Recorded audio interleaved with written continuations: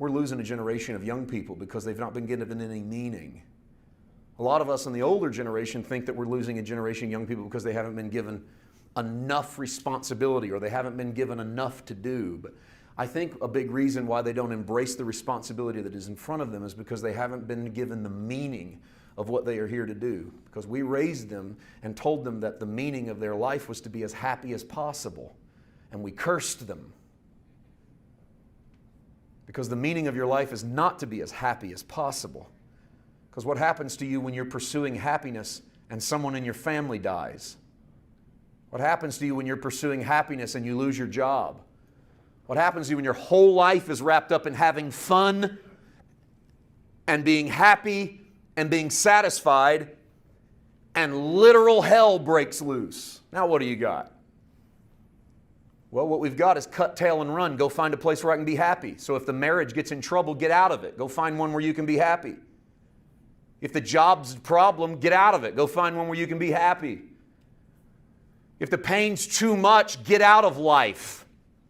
Maybe in the next one you'll be happy. You say, boy, you're carrying it to extreme. It's the only place to end when you live in this world without something else to anchor and hold on to. Is every extreme offered to you in order to get the thing you came out to get? So if what you come out to get is happiness, what happens when it's run out? There's nowhere else to turn. And so we are always dumping off the baggage of things that don't make us happy. And God never calls you to an adventure to be happy. He calls you to an adventure because He thinks you're worth it. Because He thinks you could handle it, and He thinks that if you walked with Him and held His hand, you'd be a better Noah after the flood than the one before the flood. And you'd be an Abraham and not just an Abram once you get done with this. And you'd be a Jesus worth ascending to the right hand of His Father. And you'd be a Paul worth leaving Saul behind and laying his head on the chopping block and saying, I have fought a good fight. I've finished my course. I've kept the faith. This whole thing was a call to adventure. And I walked this adventure out with Daddy.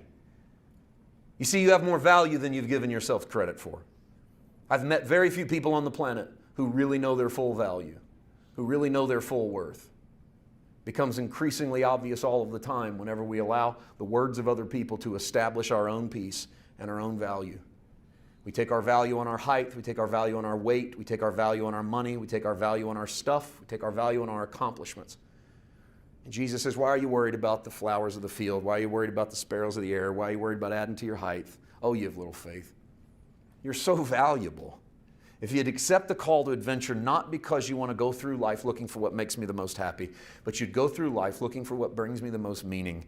And then you met Him with that faith and said, yes, that's a journey I will take. See, I think you have equipment to face your trials. This is a revelation the Lord put in my spirit about 90 days ago. I started complaining to the Father. I told you I like to wrestle with Him. I ask Him a lot of questions. Started complaining to the Father that I didn't know what to say. What do I say to an unbeliever? I've never been an unbeliever in my life. Well, what do I say to somebody that doesn't believe? How am I going to convince you if you're an unbeliever that you need to become a believer? I mean, the easiest way is to resort to fear, and that's what most of the church has done for a long time because we haven't preached meaning. We've just preached escape punishment. And so the first thing we fall back on when we meet a sinner is, well, I don't know what to say to them, so I'm going to warn them about hell. And 99% of them are already going through a good spell of hell. Be nice if you knew how to address the one they're in rather than the one they don't yet believe in. But we'll just jump right past the hell they're in, go to a hell they're going to go to someday, because wouldn't it be better if they got saved because they were scared to death than to not get saved at all? At least that's the theory of most people in the church, it seems like. That's most of our Christian evangelism, is I'll resort to scaring hell out of you so that you'll come and meet my Jesus, or scaring you out of hell so you'll come and meet my Jesus. Fine, if that's how I came into. I mean, I've been a believer my whole life, but the day I walked down the aisle and asked Jesus into my heart was at the end of one of those hell sermons, and I determined at 6 years old I'd already done enough to bust it wide open.